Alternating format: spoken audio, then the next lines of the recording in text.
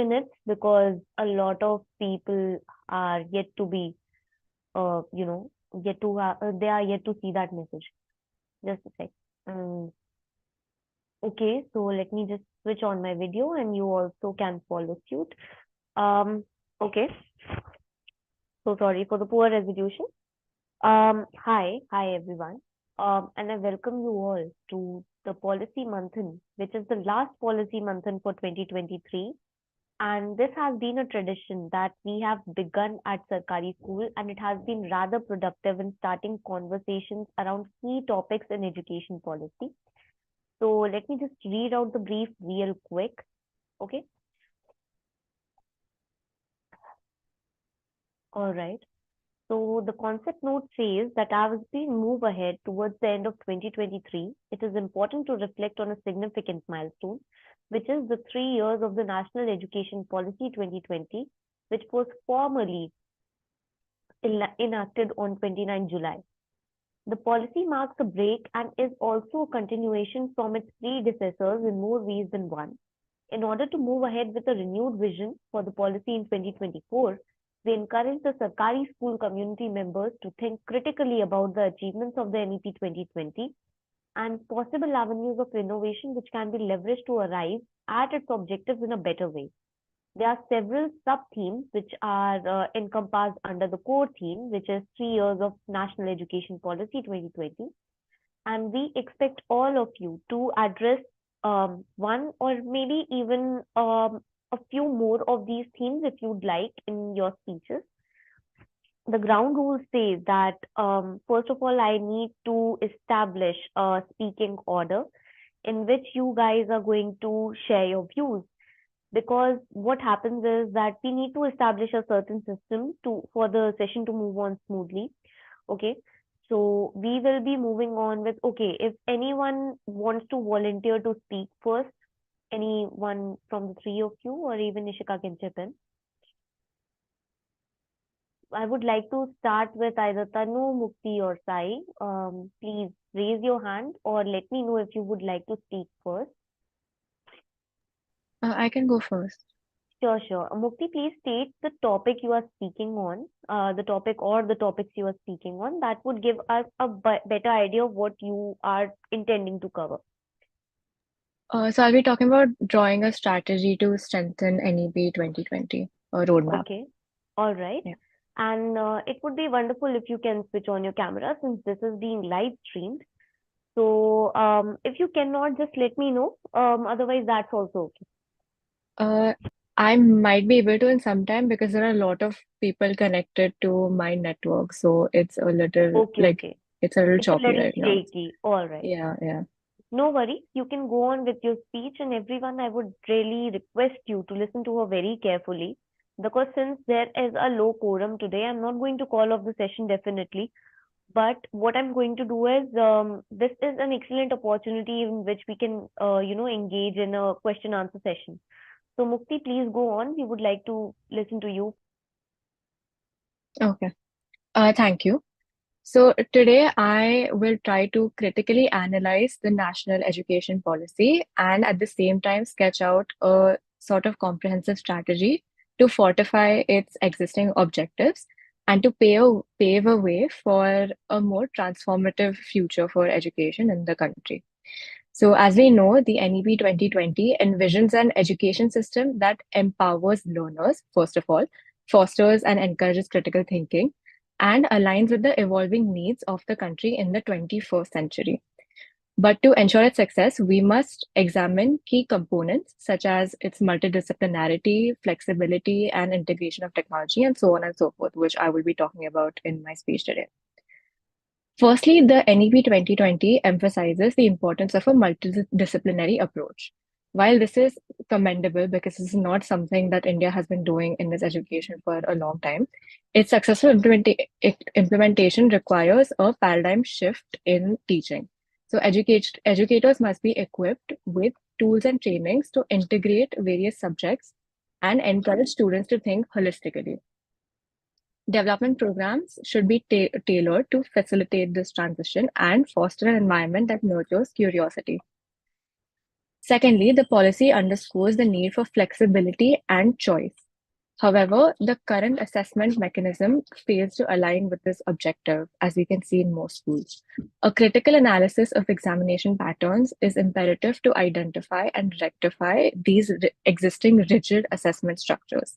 So, this includes continuous evaluations throughout the student's term, project-based assessments rather than rote learning, and open book examinations to counter that can be explored to better reflect real-world problem-solving skills that students can actually apply once they've graduated.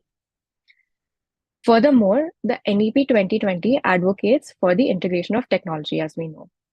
So while digital resources are invaluable, the digital divide poses a significant challenge. A strategy should prioritize bridging this gap, ensuring equitable access to technology for all students.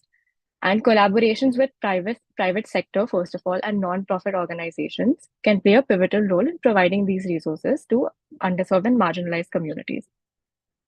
The NEP also envisions a more inclusive education system.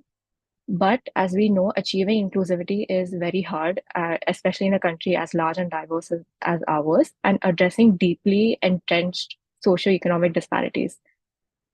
Adequate funding, scholarships, and targeted support systems to encourage equity rather than equality are essential to enable students from marginalized backgrounds to access quality education. When it comes to higher education, NEP 2020 emphasizes research and innovation, which means robust infrastructure, research infrastructure, strong academic and industry collaborations, and a good streamlined research funding mechanism. Um, Establishing research hubs, incentivizing these industry partnerships, and encouraging a general culture of research and innovation are imperative to realize the policy's ambitions. So, to conclude, while the policy lays a solid foundation for the future of education, this critical analysis reveals areas that demand strategic intervention. And by implementing these measures, we can ensure that NEP 2020 becomes not just simply a policy document, but a roadmap for the future of our education. So we need to commit to shaping an education system that empowers learners and propels India towards progress and excellence. Thank you. That was quite a well-drafted speech, Mukti. One question is, one point that really stood out to me was your emphasis on equity rather than equality when it comes to dealing with students from various sections, especially the SC/ST section, as well as the students who are studying in schools which are located in far-flung areas, and also areas which have gotten certainly less policy attention despite repeated interventions. So I would like you to elaborate on that point. I mean, are there any strategies you would like to suggest to further this aim of, entrenching equity and making the policies revolving around it rather than just, superficial equality? So the whole concept of equity and equality is such that you need to recognize what position is the person in who you are trying to empower currently. So there might be some people who are more privileged than others, and it's the duty of the government to recognize who this is and at what place do you stand and what resources you might need to reach an equal level. So um, the first step is to understand and recognize that different people have different needs and then to cater to these needs in a specific way. So, for instance, in areas where we know that there is a greater need for either funding or um, reach of the government in terms of education, the government needs to focus more on these areas rather than areas that they already know are performing much better. So I think there has to be a greater resource allocation, first of all, to these areas and a greater attention, I would say, which would be a Okay. good start. Yeah, I mean, that is definitely nice, but I would like to just point out the fact when you begin at the point of recognizing our own privilege, what we have been seeing is that a lot of times, whenever education policy is made, it deals with, equality in a very, I would say, rather equity in a very, I would say, high-handed manner. Also, it does not really reflect the vision which has been, cited by the people who are the recipients or the beneficiaries of these policies. And a lot of ineffectual policies, a lot of, I would say these bureaus in which these policies are made, they kind of become the echo chambers for a certain pattern of thought. So, how do you think that we are going to do that soul searching, and how are we going to arrive at a truly equitable policy? I think this has to come from within, of course, and I think the younger generation, the newer generation of people understands this better than people who Mm-hmm. have might been in the education ecosystem from before. I'm not saying that uh, they don't at all. Everyone understands that there should be equality and equity and everyone is equal. But I feel like there should be openness to new ideas. And this comes from ushering in a new generation of thinkers and policymakers and giving people a platform to speak. And a lot of these people should also be from these marginalized communities who can step up and speak about their own personal experiences and how these ineffective policies that you speak of, how Mm-hmm. these are essentially ineffective. Because there's no one Okay. better to talk about these policies than people who these policies are made for and Mm-hmm. don't work for. So yeah, I Okay. think giving people a platform is a good start. Mm-hmm. So the last question will be, maybe after this, Ishika or any other panelist over here can take over. What I can say is that while these suggestions of including more representative, I would say a more representative quorum, or I would say proactive participants is definitely necessary, how do you see the non-profit sector or the private sector entering these arenas to improve the reach of education to these areas? So the non-profit sector, even the work that we are doing as Sarkari school, it's Mm-hmm. very valuable. It Um, is. and a lot of public-private partnerships are also quite important because, again, as we know, like private companies are motivated by profit. So Mm-hmm. in the end, they do have like a CSR bracket which they need to complete, right? So we know that there is a certain amount of funding that will be going towards um, the need of whatever we need, like the um, requirement. Okay. So we know that there is funding coming from such places, and also non-profit. When we talk about the non-profit sector, uh, there is a lot of uh, I would say expertise. Think tanks like ours also conduct very invaluable research that will also help and support the government in their endeavors. So, yeah, I would say funding and knowledge. Thank you for your responses, Mukti. Although a few comments I would like to make that when you are referring to the intervention efforts of the non-profit or the private sector, it's very important to also distinguish between the intent as well as the impact, because a lot of non-profits are also getting increasingly privatized, which leads to the era of NGOization, which is quite a problem. However, yes, the expertise is definitely valuable, and I would have really liked that apart from our own institution, there is a very significant institution which goes on, does these surveys, and presents, I would say, a very coherent body of data, which is called Pratham.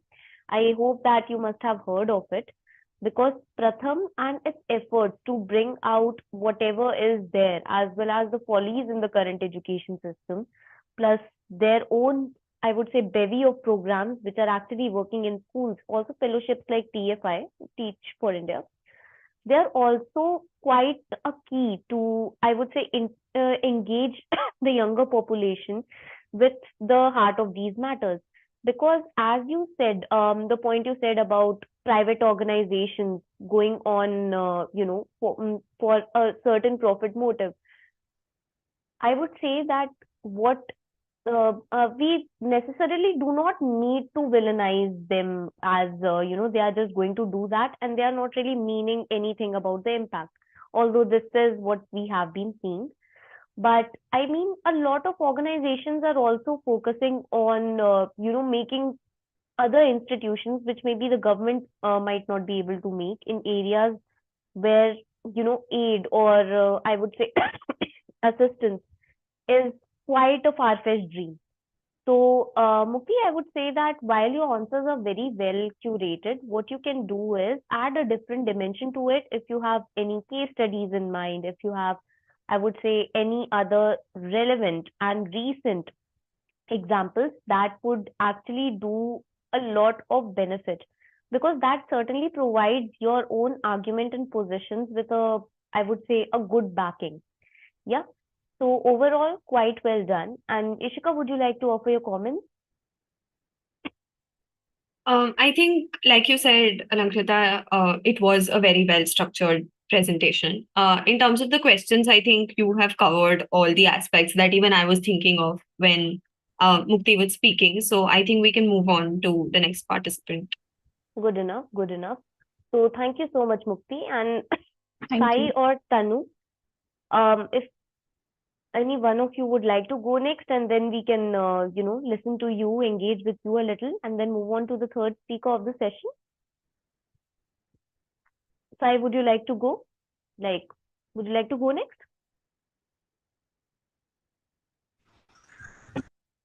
Yeah, I can dance. Yeah, Um, right. Sai, So actually, you are you can not hear me, like, right? Sai, actually, what happens is the audio is getting a little bit blurry. So if you can maybe fix the issue at your end, because there's a lot of channel noise. Yeah.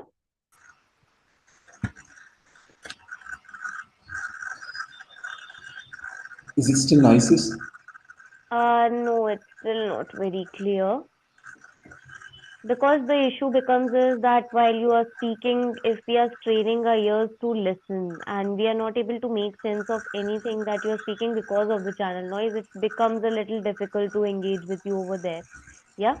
So maybe you can take your time to fix your issue. We can definitely invite Tanu to speak. Tanu, I would say that you take on and well, please share your topic before you speak. Sai, meanwhile, I think you can try fixing the issue and we can have you after Tanu if it is okay.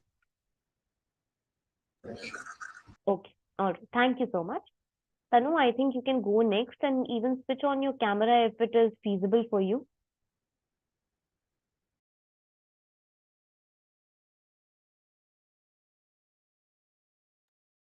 I hope you're there, Tanu.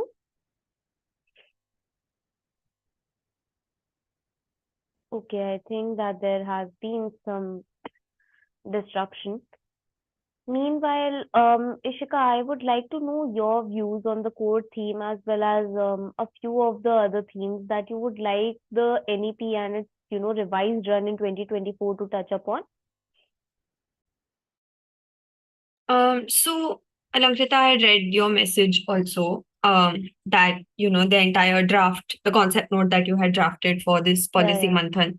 And I think the NEP does represent like a strong focus on revamping the education system and looking at also being able to um, sort of equalize or equate it with Western education systems, so to say, because the format and the kind of syllabus structure that we've been looking at has been associated with that, while still also maintaining an idea of Indian education, quote unquote Indian education, I should say. Uh, Mm-hmm. and I think it's an interesting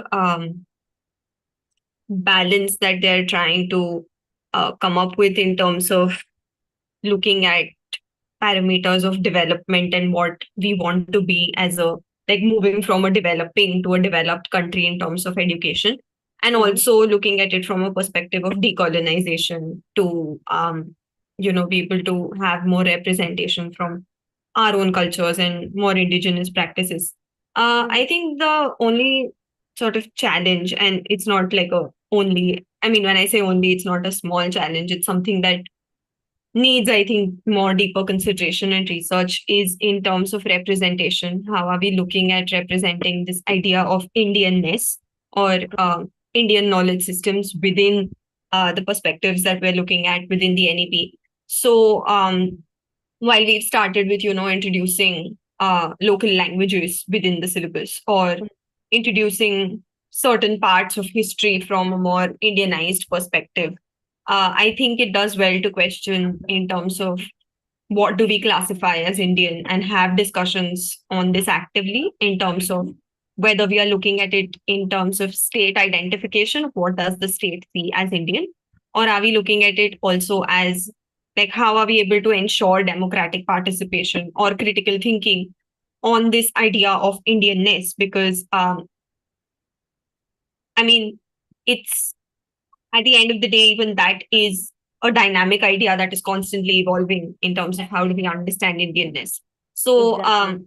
I mean, of course, the policy level implementations and those aspects of it become important, but I think also looking at the ideological aspects of the NEP and looking at what could be the long term consequences of it and what are the long term ideological goals behind it also becomes essential because even if it's a very pragmatic and practical policy, it will still have ideological implications. So I think that is another point of view that I would like to bring in. Yeah, because that point of view is quite important with regards to the fact that, there is a certain regime at head which is also implementing these policies discussed to, as well as what do they consider as India. Because we always run the danger, you know, of the fact that we might impose our own beliefs on a majority of, I would say, traditions. And it is also very important that NEP takes a view of systematizing the indigenous nature of these traditions, because beyond the cloak of Indianness, if we are evicting some narratives and we are maybe trying to get rid of them for good, it's also very important that we substitute and enrich the history by not making it any slimmer, but also including the perspectives from all these ignored cultures. Because so far, I don't see that happening. Because if a certain portion of the syllabus was taken away, then I don't see that there was a certain portion addressing the, I would say, the valor of, or I would say, the glory of the home empire as well. And, that becomes a point of contention as to which kind of NEP are we moving towards. However, I do take in consideration about, your point about all these things, that indigenous knowledge is definitely going in for a cultural revival, which is a good thing. But how is it done? It needs to be questioned. So thank you so much for the opinion. And now that Tanu is back, Tanu, I think that you can unmute and speak. But before that, please introduce your topic. Yes, am I audible now? Yeah, you're audible now. And if you want, you can switch on the cameras. Sure. Yeah. Am I visible? Yes, you are. And you may go on. Just introduce your topic first. So my topic is how NEP 2020 charts a path for the comprehensive education policy for India. So the NEP covers all the aspects of education from pre-primary to higher education and from formal to informal and vocational languages.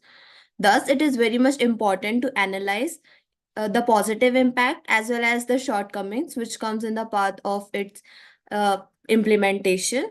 So first of all, I would be telling about some of the key features of the NEP 2020, which includes, first of all, the change in the curricular structure, which was previously 10 plus 2, that is the 10th board exams and the 12th board exams. But now the NEP 2020 had focused to change the structure to 5 plus 3 plus 3 plus 4, which aims for uh, different types of exams at the pre-primary to preparatory stages, from middle stages and secondary stages. Another important thing which NEP 2020 deals with is the multidisciplinary approach, which I think Mukti also mentioned, that it has not been acknowledged so far in India, which includes the integration of various arts, humanities, science, and vocational languages training. This includes the experimental learning concept, which includes the conceptual understanding, critical thinking, creativity, and problem solving, which are, of course, very essential skills with the globalizing world, as in. Then another thing which is very much attracting to me is particularly large multidisciplinary universities and colleges. That is, rather than only focusing on the schools, this NEP 2020 also focuses on the universities and colleges, which is very much important for the higher education and ensures their autonomy, accountability, and transparency in the sector. So, after this, I would like to come to some of the shortcomings, which definitely the NEP 2020 has. So starting with it, first of all, I would like to say that NEP 2020 does gives a lot of ambitious goals, but it does not have a proper, clear roadmap for achieving them. And even the different educational institutions or the departments at the center and the state level have failed to provide so. Another shortcoming, according to me, is that the constant board exams or in the structure, which is changing from the 5, 3, 3, and 4, which is, according to me, is very much overwhelming because it can increase the pressure on the students, as in adding to it are various lack of inadequate infrastructure, trained teachers, and resources, which itself is a big task. Another shortcoming, according to me, is the public-private partnership that NEP talks about. So definitely the public-private partnership will lead to increase in the expertise as well as the quality of education. But this would lead to a compromise on the affordability of education for the marginalized section. And thus there should be various way forwards. So the way forwards or the strategies which according to me could be implemented are, first of all, I would like to have a very much concentration on the rural India. So according to me, there should be context specific and need specific curriculums, because one size cannot fit for all, definitely, and rural India especially needs a much more focus rather than only the one shoes type of. So second thing is that the rural India should be have some of the trainings, or maybe the you can have the awareness programs, because in rural areas even I have seen that the people are not even aware of some of the terminologies like internship, multidisciplinary approach, which are need to be told to them. Again, coming to the infrastructure, I would like to say that there should be some initiatives for the not only school but making the school more efficient, which includes classroom, libraries, laboratories. Other than this, I have seen a particularly coming from another my example, that in a village, remote village of Haryana, where I have went, I have seen there is a initiative for free computer classes for the rural children, which could definitely help them to introduce them to some of the basic things like MS Words or even handling a technology. Another thing which according to me could be a way forward is subject specific examples, which includes like for the mathematics we can have some complex problem solving tasks, then analyzing data and surveys. For science, which requires some of the essays, narratives, or poems to develop language arts. Then social studies I would like to say that we should not only focus on the rote learning and the facts memorization. Rather, we should have a critical evaluation of the context specific things. So NAP definitely have a very much impact on the India, and rather than having the ambitious goals which NAP talks about, we should have a rather uh, implementation specific strategies. Thank you. First of all, it's very good, Tanu, and I would like to personally congratulate you because this has been quite a monumental improvement in how you're presenting your views. And I really liked how you were engaging with a lot of real life case studies, because examples like these also stand to educate us about the fact that while government intervention is definitely very, very important, it is also, I would say, dependent on the citizens on how they carry it forward. Because the fact is, a lot of government policies, even the ones affiliated with the NEP, have remained on paper and they haven't been translated in the reality yet. So, like that, the example you gave in Haryana, I mean, PMG Disha, that has the objective of, you know, I would say educating every person in rural India, at least one of them, and imbibing them with knowledge of digital apparatus. So that was quite well done. Also, I would like to ask you a little about, education in tribal areas, education in all these deficient areas which are yet to, be connected with the means of technology. So, besides the fact that these initiatives are operating on ground, are there any more initiatives for citizen involvement, which are not necessarily state sponsored, but maybe with the voluntary efforts of citizens or maybe communities? How do you see that panning out? Or can you just suggest some efforts? I mean, they might not be implicated or implied in the real sense. But if you were a part of such a citizen community, what would you really do to improvise the reach of education in your area? So, first of all, the education system in rural areas is not so good. Apart from having a specific building for school, there is much more to be done to it, which includes teacher training, first of all. And even before that, it requires the sensitivity in the people, Mhm.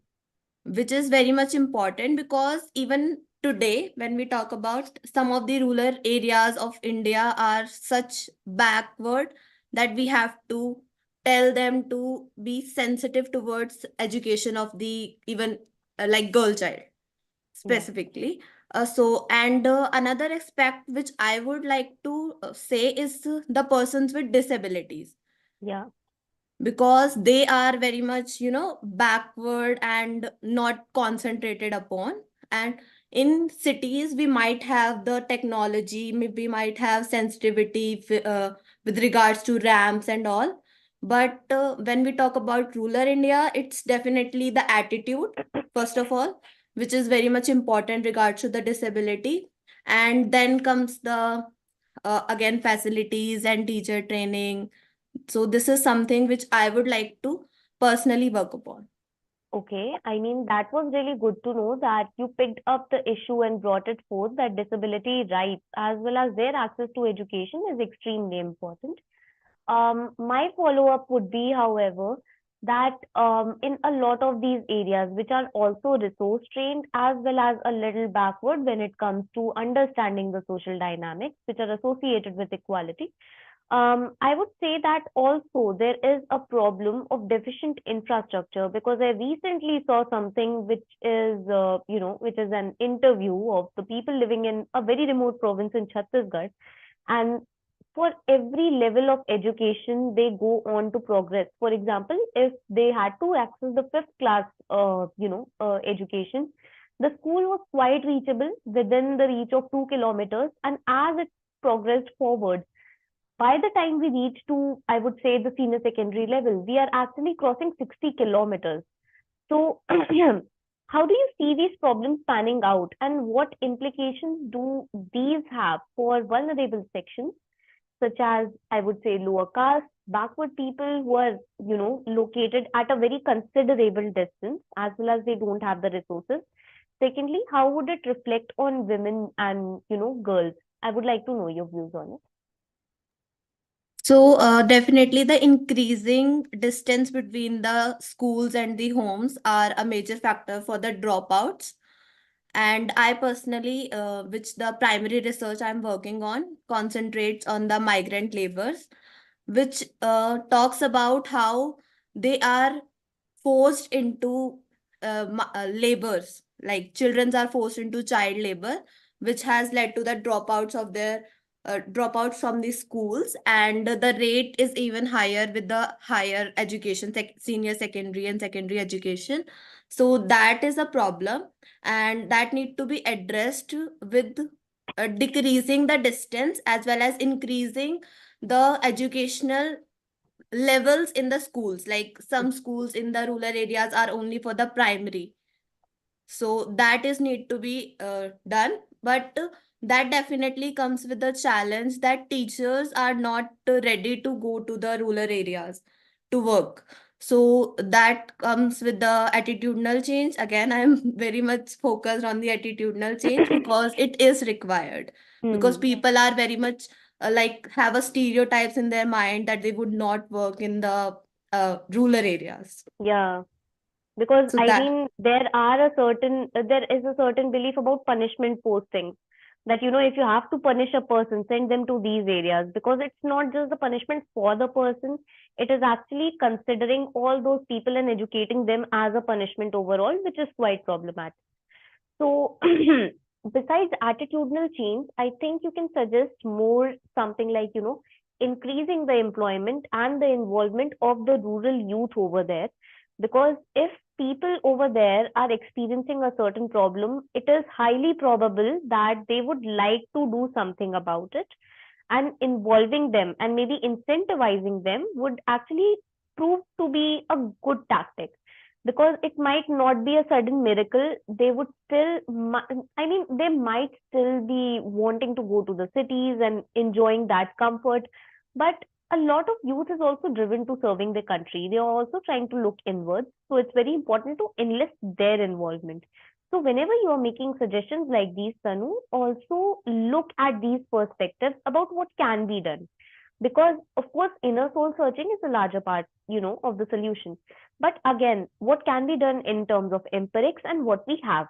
So we have to make the system work, because if it is not working for us, then we kind of have to make it work for ourselves. Yeah, because it also comes down to what are the tools and the tricks we have in our book. So definitely great progress, Tanu, and I would say it's very good to see that you are engaging with these perspectives more critically, and I do expect you to engage with it in all your future advent here at Sarkari School and even beyond it. So thank you so much, and I think we can have the next speaker now. Sai, you can unmute yourself. Please announce your topic, and if possible, please switch on the camera. Yeah, is my voice clear now? Yeah, yeah, much Yeah, yeah, clearer, much much clearer, much better. Okay, thank you.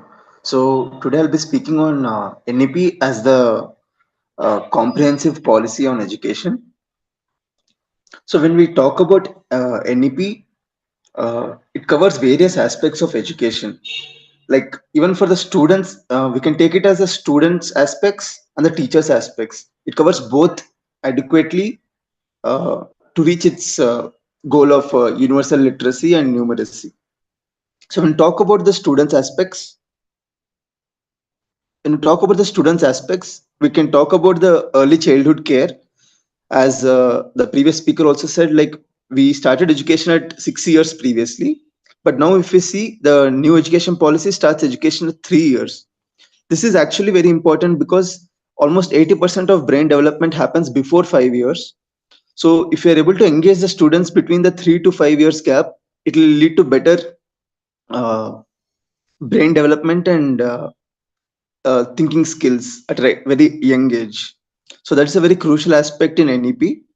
Apart from that, uh, it focuses even on the mental health and physical health of the student.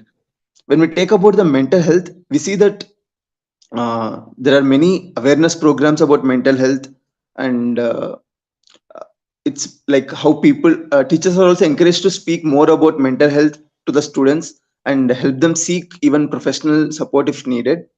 And another main feature of mental health is the exam pressure. And if you see NEP, it has also shifted from the regular rote learning and board examination to cumulative and continuous evaluation. Even the pressure of board exam is going to be reduced uh, by conducting it like multiple times in a year. So all this will help in ensuring the mental health of the student.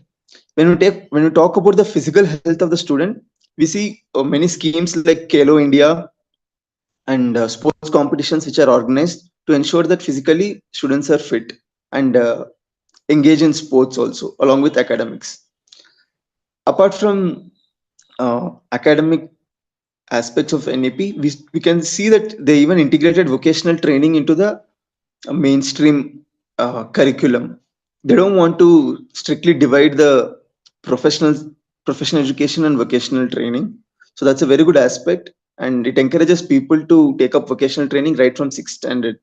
So it's covering various aspects of education. Apart from the academics part of education, it takes care of the nutrition of the students also well enough. We can talk about the midday meal scheme, and midday meal scheme is the most famous one about nutrition for the students. And apart from this, it has various targets regarding the dropout rates and enrollment ratios. We can talk in the higher education, it aims for 50% of enrollment uh, of the population, and at the primary level it is already 100%. So these aspects, it is also mission oriented scheme, as we see from the as we see from these target oriented approaches. It also focuses on equity and inclusiveness. So when we talk about the inclusiveness, uh, the government has made many uh, efforts to reach out to the remote areas. In the For the ST students and the forested regions, we have Ekalavya schools for residential ST students, and for the economically backward sections, we have Navodaya schools, and for female education, we have Kasturba schools. So in these manners, uh, the NEP is also very inclusive across sections of the society. It also takes care of the curriculum. It makes it more relevant towards the 21st century skills. It talks about computer technology like AI, machine learning are also incorporated into the uh, curriculum to make it more relevant to 21st century skills. So all these are the good aspects of NEP, but where we see it lacking, we can see that the accountability at the school level is difficult to maintain. So to improve the accountability of teachers and excuse me, school staff at the local level, we can make more. We can involve more local officials like the panchayat staff, because already we have a block education officer and district officers to uh, oversee the working of schools. But to make it more decentralized and more effective, we can involve the local representatives who can ensure the accountability of teachers. Apart from the local representatives, we can also make parent committees who can enforce accountability on the teachers and staff. Apart from this, the major hurdle in implementing the policy would be the budget, as many committees have recommended 6% of GDP to be the education budget. We see that government budget is still lagging behind the 6% GDP. So these two would be the major suggestions: the budget allocation, increasing the budget allocation, and improving accountability of the local staff. That's it from my side. All right, thank you so All much, right, thank you Sai. so much, And Sai. And was was really good really to good hear to hear that you have that come you have back come back It's a lot. It's a lot. Sai, Sai, like, like, I would like I would you like to you to mute yourself mute because yourself because there is uh, some. Yeah, thank you so much. Because there was some defect, as in whenever I was speaking and when you were unmuted, it was ricocheting back, which causes a certain kind of channel noise again, but it's okay. It works. Um, I would like to commend you, first of all, that you have come back with more confidence. And I would say that in the future policy Manthan sessions or whenever you are asked to speak publicly, you can also work on these skills because it's like, whenever you are allowed or whenever you are called upon to speak, it requires you to shed off a certain hesitance, which I found that, you improved upon it a lot. Secondly, dwelling upon all these cultural and I would say good suggestions that you have made with regards to, the stats and the numbers we are still seeing with regards to NEP.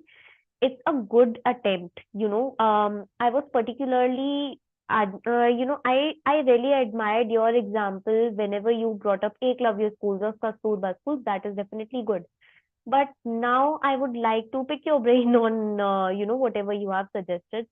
When you talked about the midday meal scheme and you talked about quite highly, it is quite an early scheme, maybe even a little before the Sarva Shiksha Abhiyan. So I would like to ask you something, that besides the fact that it increases enrollment because it reduces the dependence of children on their, I would say, less well of parents to feed them, um, still it is found that not a lot of cases of the midday meal have been very successful in genuinely increasing the enrollment ratio as well as the retention rate. So, first of all, I would like to know your comments on that. Second of all, whenever we are talking about midday meal and nutrition as a component of NEP, where does nutrition actually stand? Because nutrition doesn't actually end at just the provision of food, but also the provision of better food. So, how do you think that we can procure and provide better food so that the access to nutrition is more seamless for the less fortunate or for the less privileged sections of the Indian society? So, I would like you to answer these two questions, and after that, we will wrap up the session.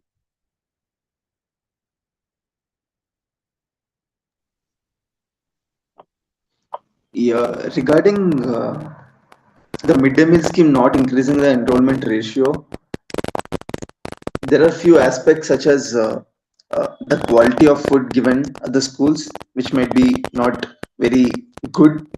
So people might not be incentivized to come to the school just for food.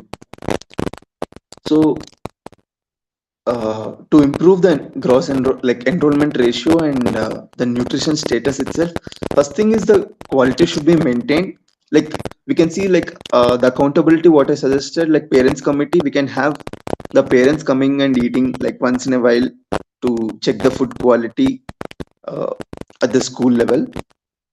And to further improve the midday meal scheme, uh, we can make it more decentralized kind of way.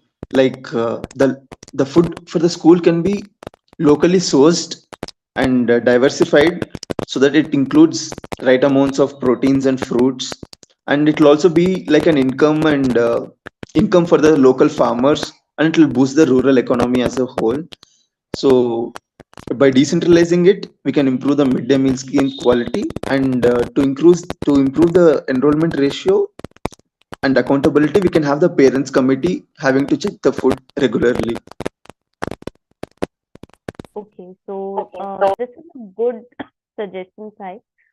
Um, yeah, I mean, while you dwelled upon the fact that parents should be involved as stakeholders in this whole scheme, as well as diversification with regards to the incorporation of locally sourced food, I would say that these are kind of workable too, but at the same time, they present certain loopholes because it happens so that whenever, I mean, this is a probability, this is a very hypothetical situation in response to your strategy, that it might be, in small close knit areas where someone is very familiar about the day to day activities or even the slightest, I would say, ruffles in someone's activity.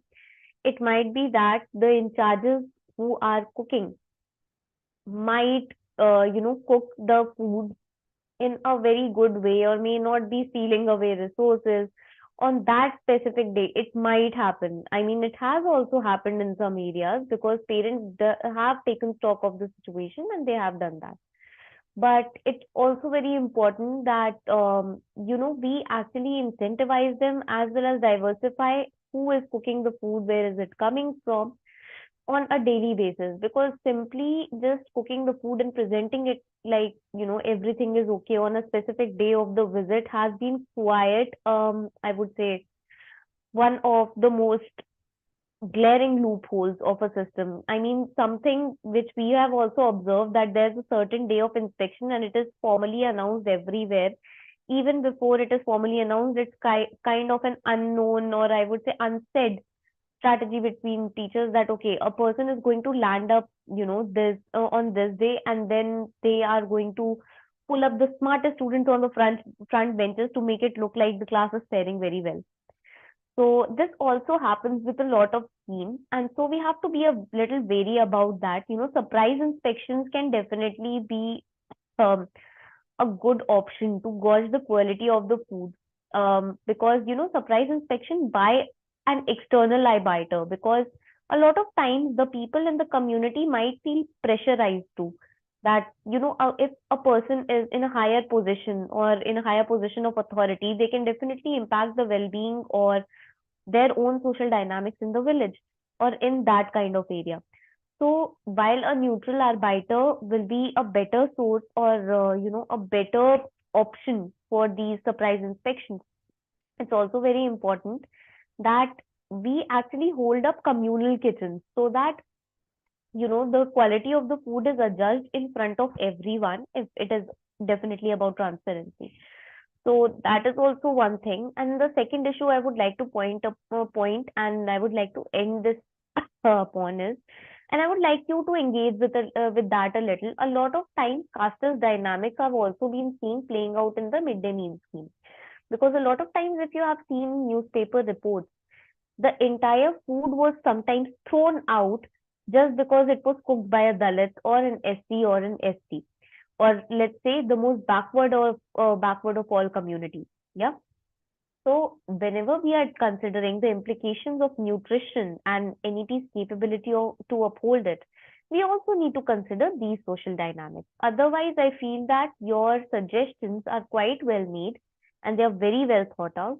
Plus, I would like to congratulate you on, presenting the facts with a lot more, I would say, sincerity, as well as I personally saw the passion over here. So that was quite what I was expecting from you. And it's a very good thing that you have tried to integrate whatever I had been suggesting all this while. So thank you so much, Sai. Mukti and Tanu, you also made good suggestions, and that was a good attempt to answer the questions. Because the reason I asked these questions is I want to challenge you a little to think beyond what is actually given to you or whatever you are reading up, because there's a critical perspective associated with everything, and not everything critical means that you have to criticize or let's say something bad about it. It's also about opening a lot of horizons. So thank you so much all, and since this is the last policy manthan session of 2023, so far, I think we have achieved certain objectives. And as for you, I hope that these sessions are more productive. And if there are more, I would say, suggestions from your end with regards to topics, the moderator's input, or something you would really like to experiment with in the future session, just let us know on the group and we will work it through. Then, as for 2024, I do expect all of you to come much stronger, much better thought out, and have an affinity to think critically, as we have explained to you in the workshop. Think about your position and positionality as well as that of the beneficiary and the policymaker. So that way, you will find it very easy to go about a policy assessment thing. Yeah. And well, please complete your assignments on time, because I think that the date for the submission of your, final research paper is, I think, already expired, or is it coming near? And I would like you to focus on all these attempts too. because these are a major part of your internship, on the basis of which will you be which you will be evaluated, as well as your performance will be considered and appreciated too. And thirdly, I would like to thank all of you for taking a very active part in the society's extension activities, because sometimes these things are required. I just don't want it to be a very static internship for you, because just going to just sitting and researching articles upon articles might not provide you with that kind of experience. A guest outreach, trying to communicate, trying to build a team might. Yeah.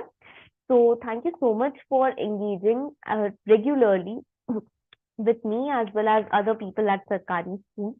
And I hope that 2024 brings good tidings for you. And as the year ends, let's resolve to be better, and let's resolve to make our world better through our inputs, through our attempts. All right. So, all right, guys, I think I'm going to end the session right here. And I thank you again for attending this last policy Manthan session. All right. Tanu says a very enthusiastic thank you. And Tanu, I wish you a very happy new year. Mukti and Sai, you too.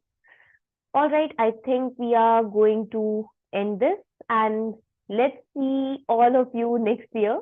Okay. All right.